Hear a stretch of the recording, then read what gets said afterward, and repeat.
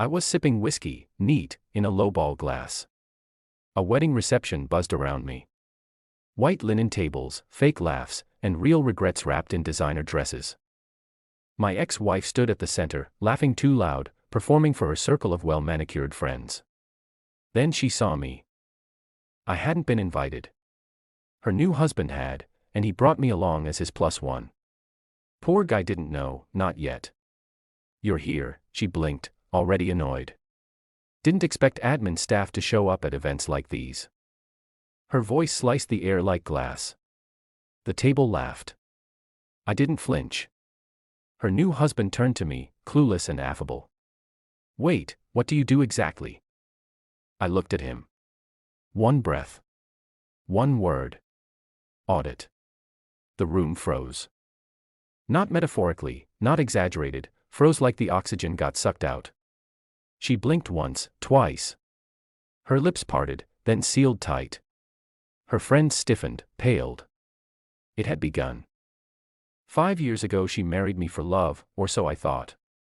We were the cliché, met young, built dreams, made sacrifices. I worked late, she hosted. I skipped promotions to be home more. She spent those nights texting someone else. "You're too soft," she once muttered during a fight. All this boring desk job stuff. Just admin. What happened to ambition? I forgave her. That time. Then I found the texts. Not just from him, one of my best friends, but from 2 others. Names I knew. Faces that smiled at our wedding. She wrote things like, "He's easy to manipulate. He'll never find out." She was right. I hadn't. Not until the night I borrowed her iPad to order Thai and saw the synced messages. I didn't confront her, not then. Instead, I copied everything. I slept beside her for another 3 months, I kissed her forehead every morning, I packed her vitamins for work, and every night I read more. Screen recorded, backed up, tracked locations. I documented hotel visits, screenshots of Venmo payments, Uber receipts, calendar entries disguised as yoga.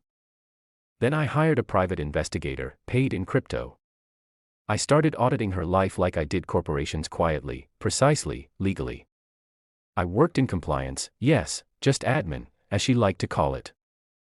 But I specialized in forensic accounting, the type that dismantles billion-dollar fraud rings, the kind that builds federal cases, the kind that buries people. I handled money trails, asset tracing, shell companies. You learn how to find what's hidden and hide what needs finding. So I hid everything. When I filed for divorce, she laughed in my face. "Great," she said, mascara smudged and drunk, finally growing a spine. But her laughter stopped when the settlement came through, because by then, I'd already rerouted every shared asset she thought she had claimed to. The condo. Bought it under an LLC she never knew I owned. The stocks. Gifted to my sister 2 years prior, legally untouchable.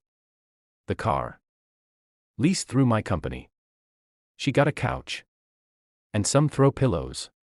She tried to fight it. Her lawyer quit a month in. Turns out, she'd unknowingly signed several postnuptials buried in the refinance paperwork I prepped 2 years back. Every "I agree" signature she'd given me, she gave herself one less legal leg to stand on. She told her friends I ruined her, claimed I used her. They didn't know the truth, not yet. Years passed. She married again. I stayed quiet. But not idle. Her new husband, a tech entrepreneur, had recently gone into a government partnership. They were entering compliance vetting. One small problem, they needed someone with federal auditing clearance. Guess who got assigned? I never revealed it. Never said a word. I simply showed up at the vetting meeting, 3 weeks before the wedding. I wore a tie she once bought me. He shook my hand, impressed by my resume. Her name never came up. Until tonight. "Wait, audit," he repeated. Her fork trembled against the porcelain. "I thought you were admin," her friend stammered. "I am," I said, "but for federal investigations, mostly financial crimes, fraud, identity laundering, marital asset manipulation, that kind of thing." I didn't raise my voice. I let the silence do the work. Her new husband slowly turned to her. "You knew each other?" She looked down. We were married. You could hear her friends gasping like they were watching a car crash. I took another sip. There's actually a phrase for what she did to me, I said softly. Gaslighting, financial infidelity, repeated deception, costly in court, sometimes even criminal. Her eyes widened. You wouldn't. I didn't, I said, calm. I let it go. Then I smiled. But I flagged some accounts connected to your new business. Conflict of interest. They're being reviewed next month. You might want to separate finances. Quickly. He went pale. She whispered, "Why are you doing this?" I leaned in, quiet enough for only her to hear. You made a joke once, I said, called me a pawn.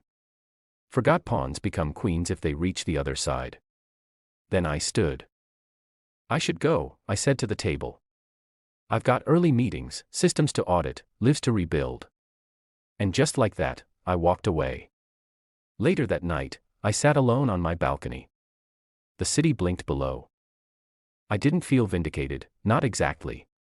Revenge doesn't taste sweet. It tastes clean, like cutting out rot with a sharp blade.